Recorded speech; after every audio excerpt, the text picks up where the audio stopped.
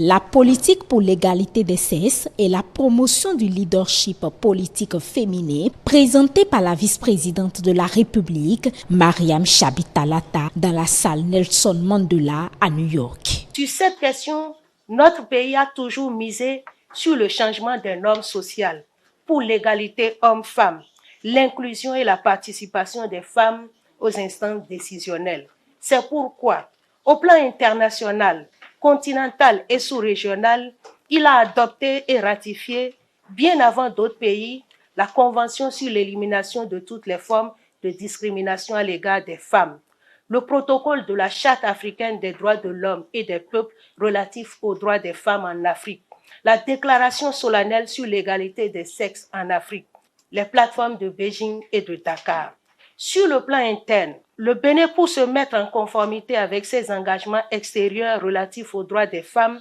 s'est librement doté d'un certain nombre d'outils. Il s'agit, entre autres, de la déclaration de la politique de population au Bénin, la politique nationale de promotion de la femme, la politique de promotion de l'alphabétisation, la politique de promotion de la femme dans le secteur agricole et rural, la politique de l'éducation et de la formation des filles, l'Institut national pour la promotion de la femme, aujourd'hui réformé et appelé Institut national de la femme. Le chef de l'État, Patrice Talon, s'est personnellement engagé dans la valorisation de la femme béninoise. Selon la vice-présidente, en moins d'une décennie, le pays a fait des avancées en la matière. À son accession au pouvoir en 2016, le président Patrice Talon, sur cette question, a entrepris de rompre avec la tradition, de prendre le taureau par les cornes à travers des réformes très ambitieuses et courageuses visant l'autonomisation des femmes et la réduction concrète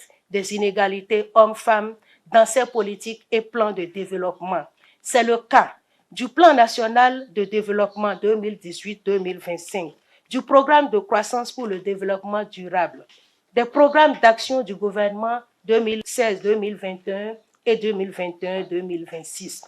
Pour lui, au-delà des célébrations, des déclarations, des politiques, plans et projets sensibles à la participation politique des femmes, il faut poser des actes concrets, pertinents, légitimes, légaux, favorables à la cause défendue, d'où la révision de la Constitution du 11 décembre, instituant désormais la discrimination positive en ce qui concerne la représentation du peuple par les femmes, la révision du Code électoral en 2019, qui permet l'élection d'au moins 24 femmes à chaque élection législative sur 109, soit 22%. Le pays n'a jamais dépassé le cadre de 10% de femmes depuis les indépendances. La loi 2021-11 du 20 décembre 2021 portant dispositions spéciales de répression des infractions commises à raison du genre, des personnes et de protection de la femme en République. Cette séance de partage de l'expérience béninoise,